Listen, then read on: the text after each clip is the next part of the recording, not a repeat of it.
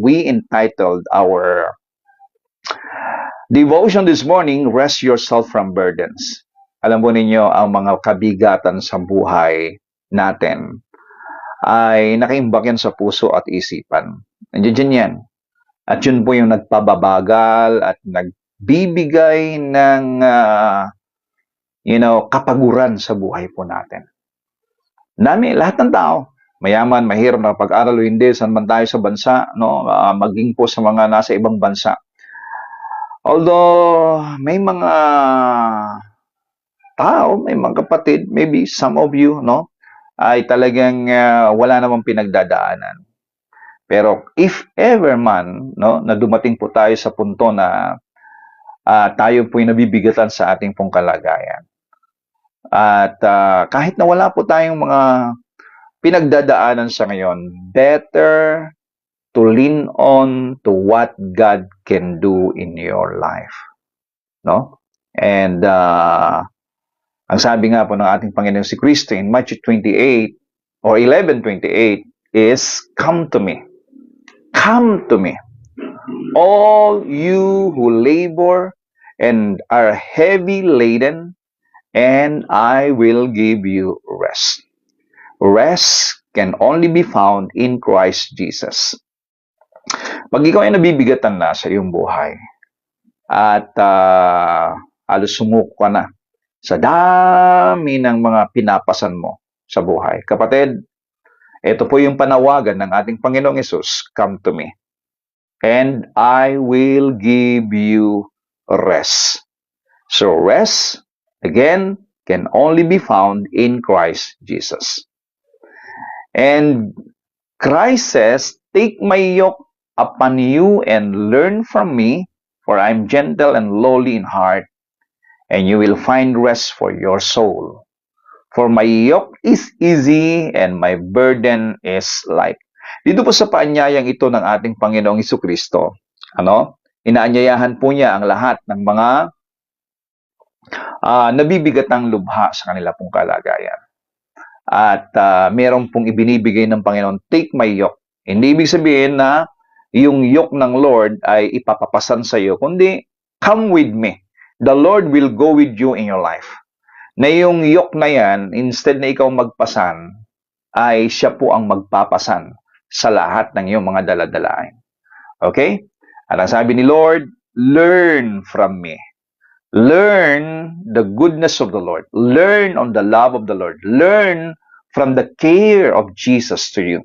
Learn from the mercy and the grace of God to you, my friend.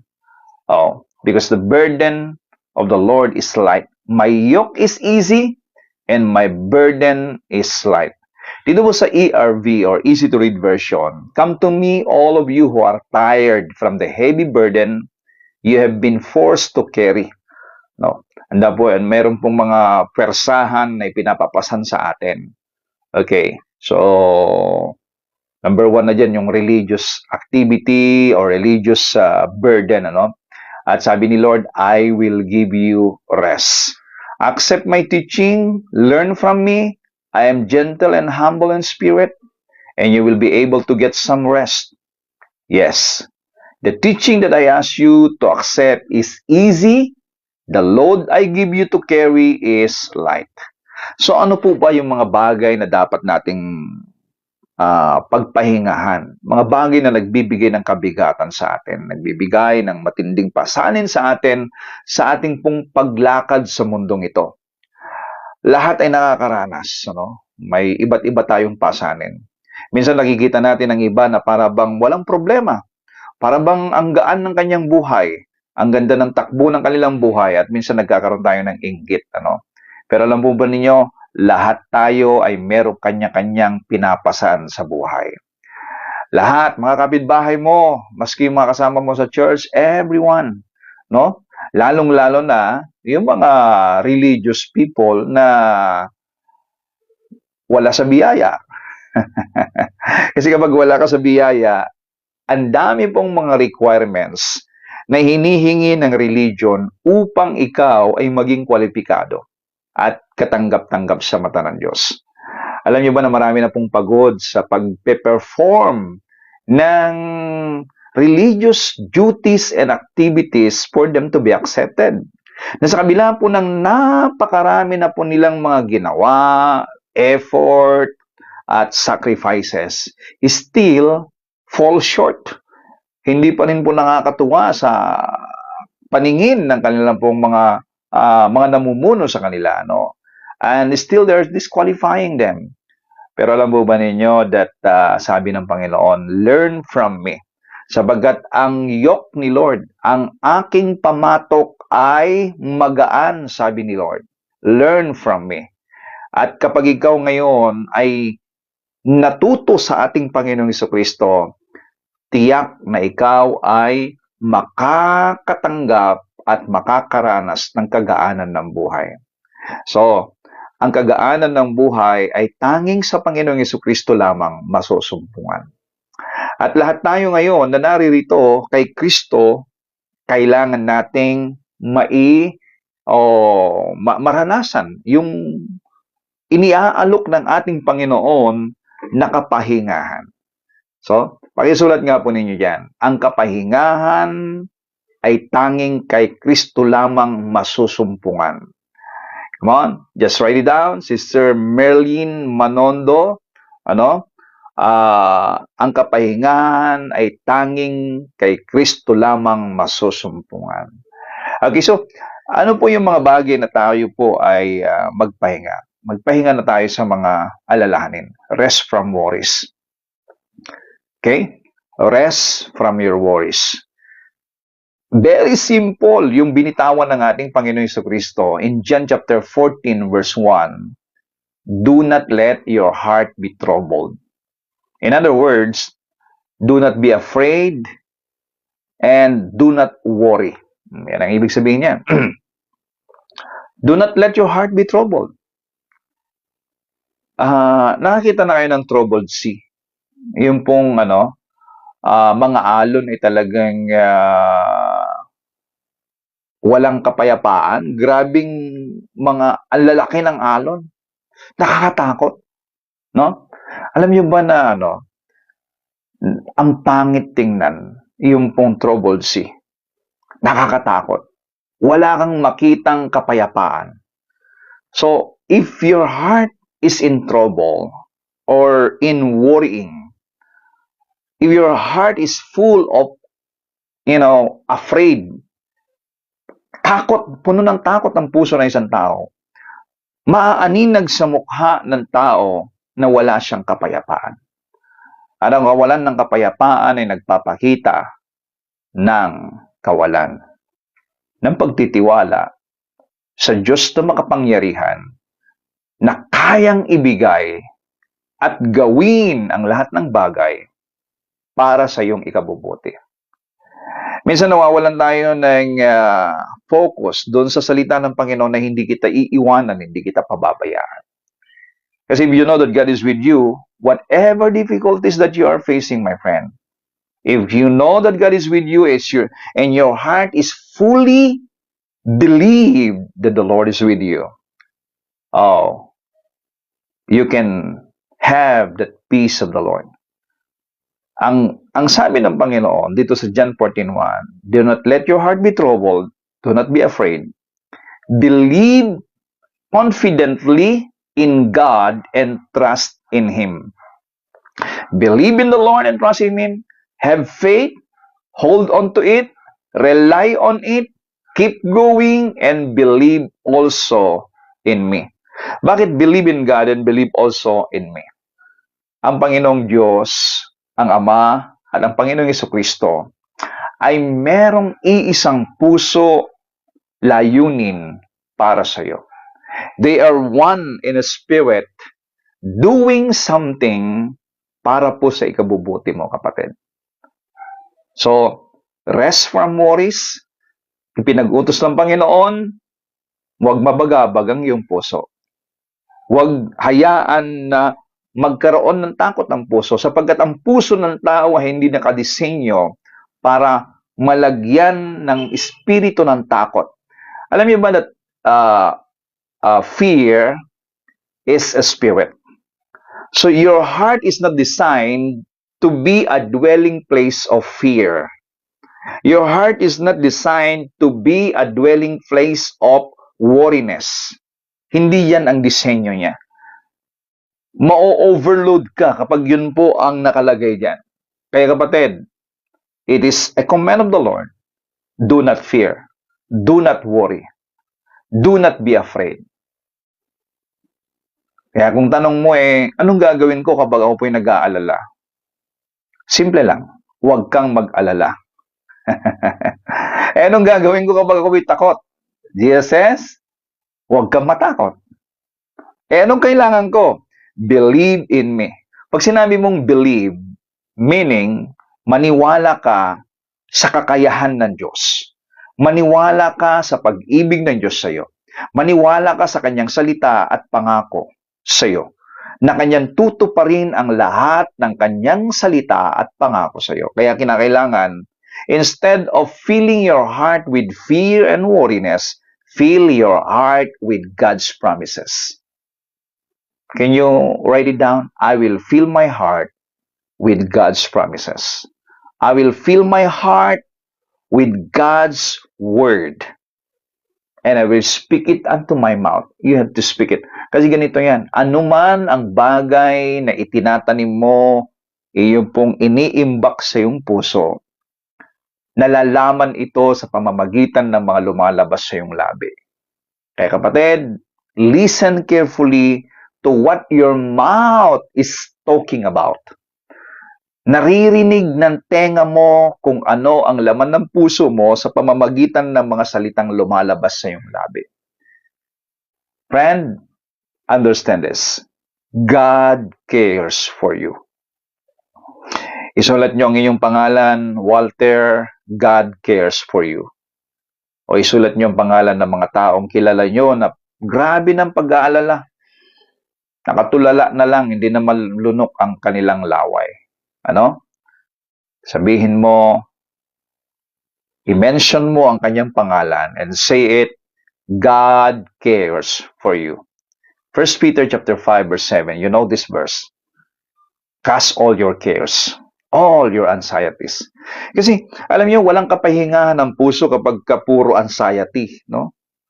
Puro worries ang laman ng puso natin. Bigyan mo ng kapahingahan. Kaya sabi ni Lord, come to me, and I will give you rest.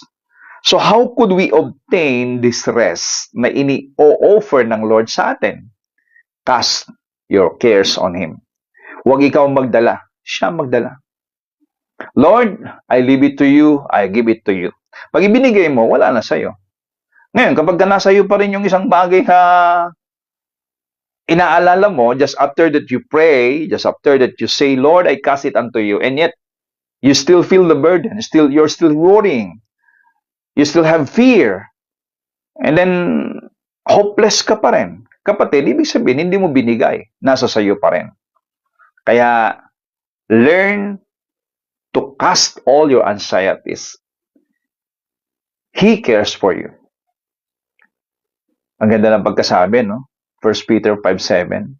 Cast all your cares, all your anxieties, all your worries, and all your concerns once and for all.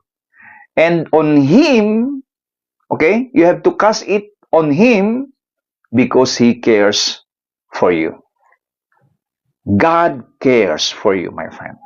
Pag sinabi mong God cares for you, He has that deep affection and He watches over you carefully. Parang yung special child. Kasi special child ka no? You are a special child in the sight of God. Pag sinabi mong special child, isang bata na binibigyan ng magulang ng full attention. Binibigyan ng magulang ng time. Hindi niya pwedeng iwanang mag-isa. Sinasamahan niya palagi at inaalalayan. Yun po ang special child.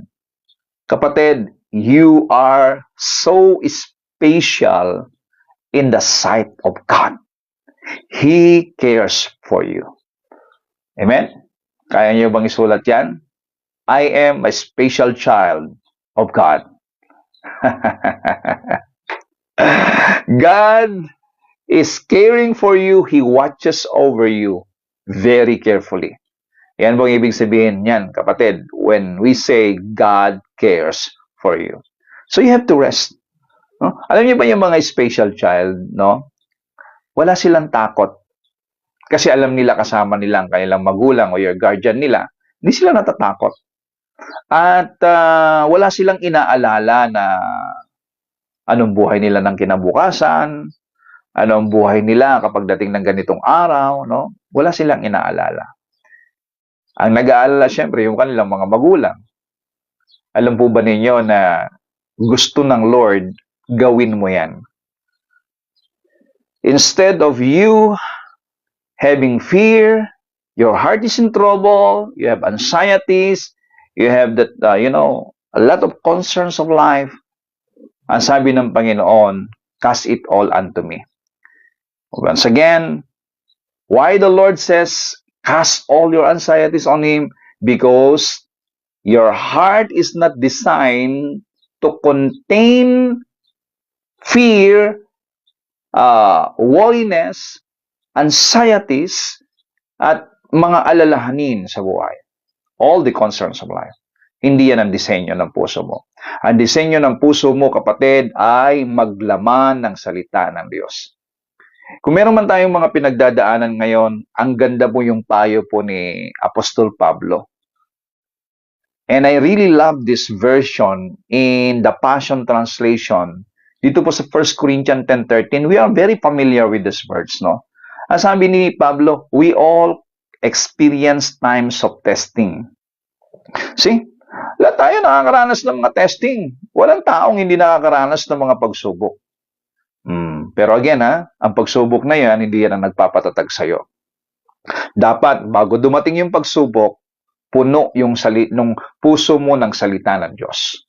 Puno ng pinangahawakan mong pangako ng Panginoon. Para pag dumating yung pagsubok, hindi ka naging matatag doon sa pagsubok, kundi yung salita ng Diyos ang nagpatatag sa'yo, at na-overcome mo ngayon yung pagsubok, nagpapakita that you are strong enough because you overcome challenges, your testings, or any problems of life, not because of those problems, but because of the Word of God that is in you.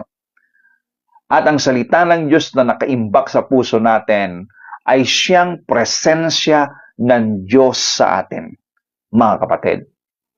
At ito bang sabi po ni Lord? That is normal for every human being. Kapag tayo po'y dumaranas ng mga pagsubok, that is normal for every human being. God is faithful to you. Oh, glory to God. Pakisulat nga ninyo dyan, mga kapatid. God is faithful to me. He is a faithful God. Pag sinabing faithful,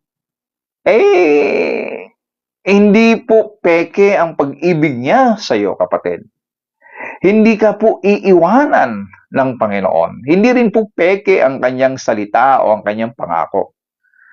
Hindi siya katulad ng tao. Sabi nga po ng 23:19 ng Numbers, ang Diyos hindi katulad ng tao na sinungaling.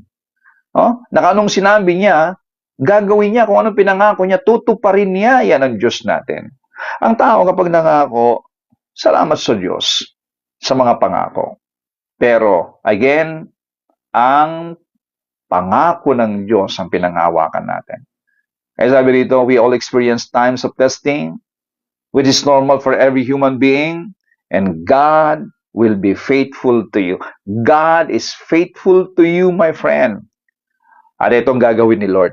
He will screen and filter the severity, the nature, and the timing of every test or trials coming to you. Parang ganito no? Halimbawa, yung nangyari na lang nangyari na lang kay Job, no?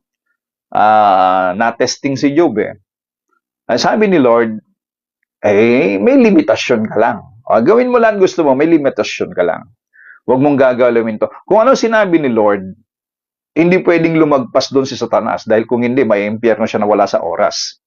No?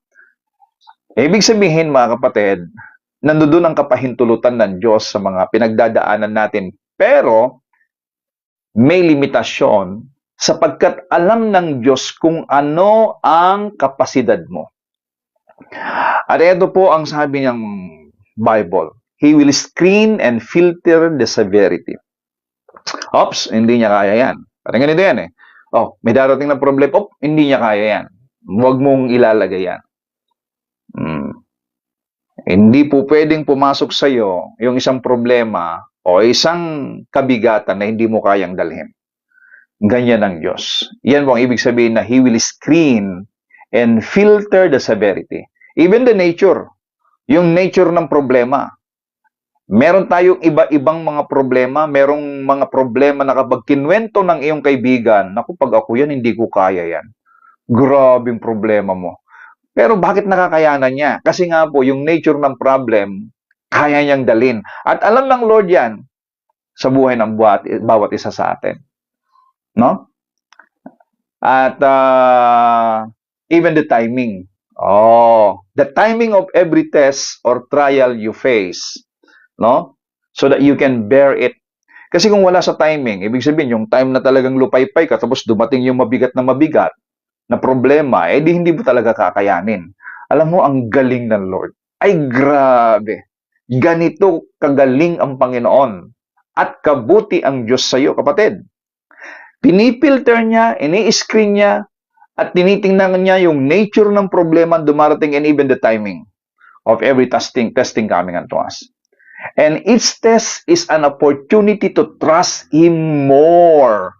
For along with every trials, God has provided for you a way out of escape that will bring you out of it victoriously. Oh, glory to the name of Jesus Christ.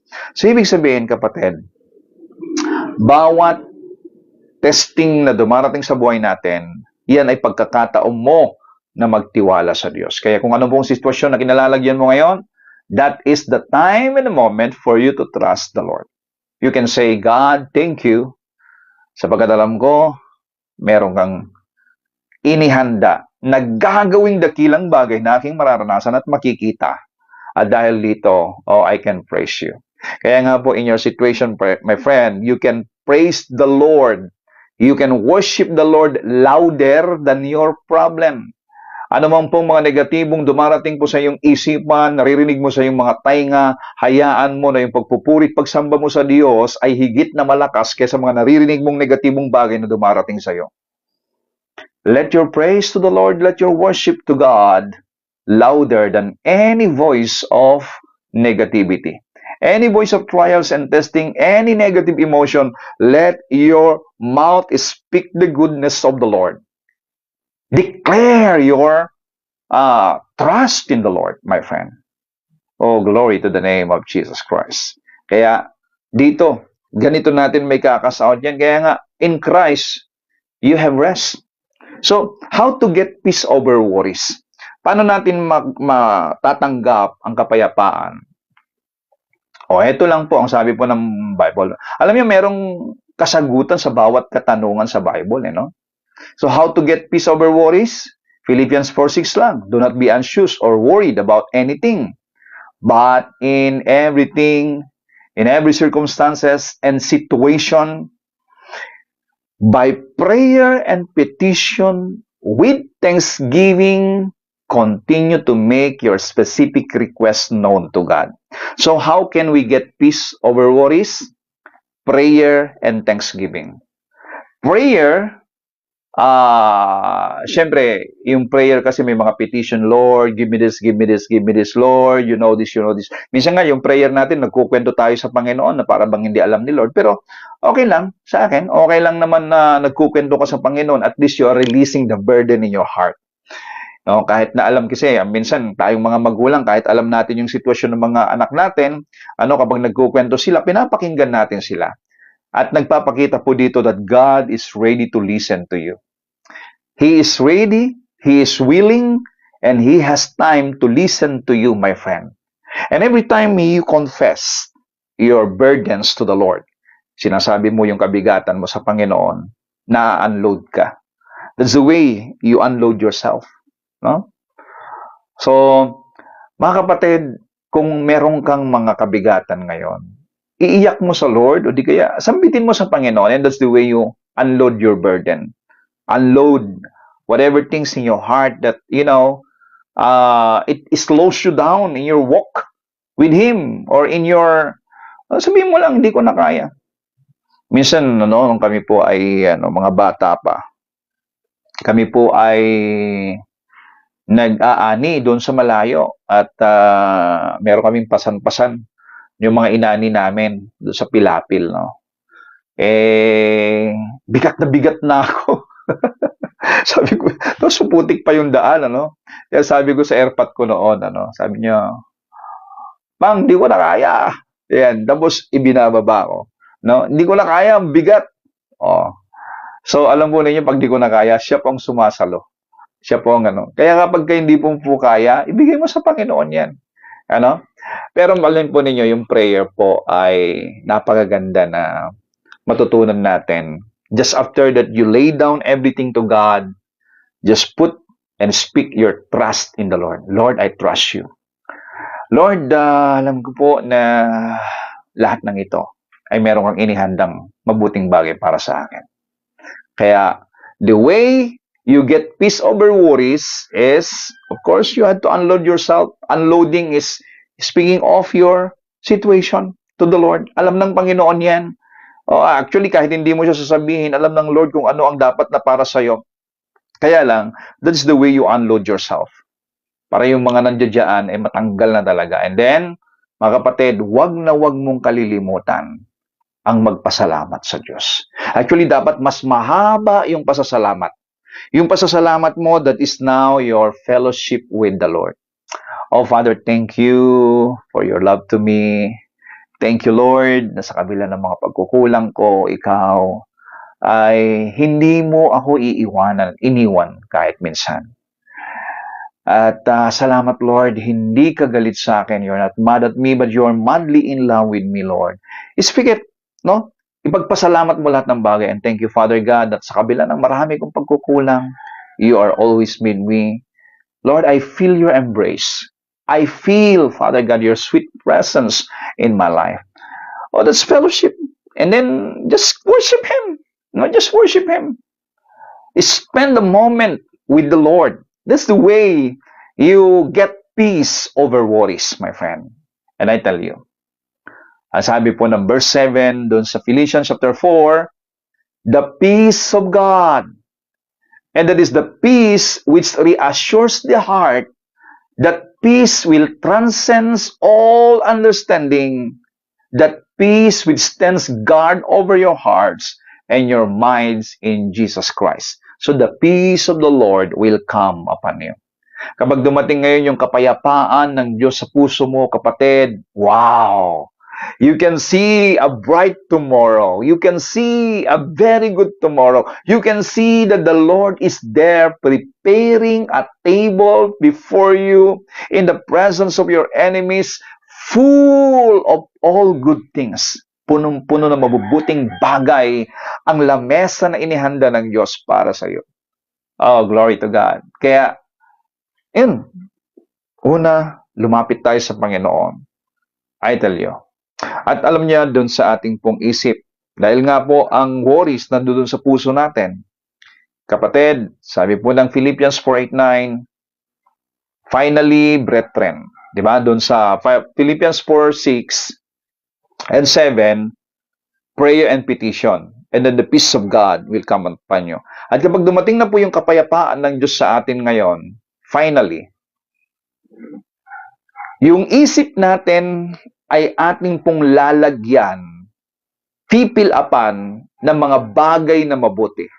Alam sabi niya, whatsoever is true, whatsoever things are honest, whatsoever things are just, whatsoever things are pure, whatsoever things are lovely, whatsoever things are good, of good report, yung pong magagandang report lang ang iyong pong pakinggan. And if there be any virtue, if there be any praise, anumang bagay na nakakapagbigay ng kaluwalhatian sa Diyos, think on these things.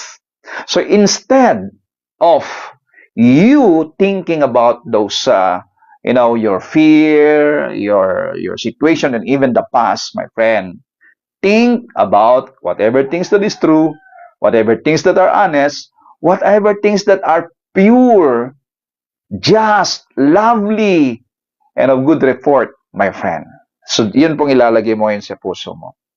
Okay? And then, the peace of God shall be upon you. Those things which you have both learned and received and heard and seen, no?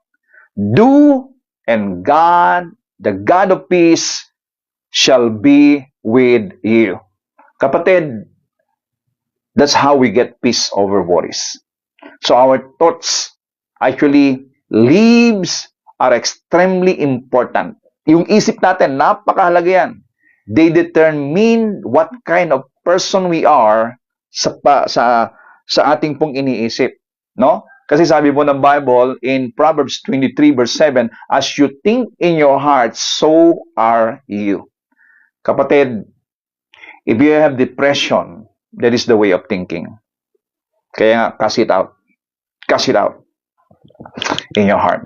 Pagka nakakapag-isip ka na ng mga kasi minsan yan ang hirap actually hindi ganoon kadali na matanggal, lalo na if you are really hurt from the past and if you have, if you have seen the situation right now, nagkakaroon ka ng anger, nagkakaroon ka ng rebellion or discouragement, or nagkakaroon ka ng fear kapag nakikita mo yung kinabukasan, parang wala kang makitang magandang kinabukasan, lahat ng yan ay dumarating just in your mind. Kaya nga po, depression is just a way of thinking. It is in your thinking. Kaya kapatid, fill your mind with things that are true, that are honest, that are true and just, that are lovely, that are pure, and of good report. Of course, the good report is no other than the Word of God. Yan lang i-feel mo. Now, kapag dumarating yan, i-rebuke mo kaagad. I command you, get out of my mouth. All of those depression, all of those pains and hurts in the past, I command you to get out of me, and I speak the joy of the Lord be upon me right now. In the name of Jesus Christ. Mga kapatid, in that way, you can free yourself from burdens. Kasi nga po, ang kabigatan ay nagsisimula sa ating maling kaisipan. At inuulit-ulit binubulay na maling kaisipan.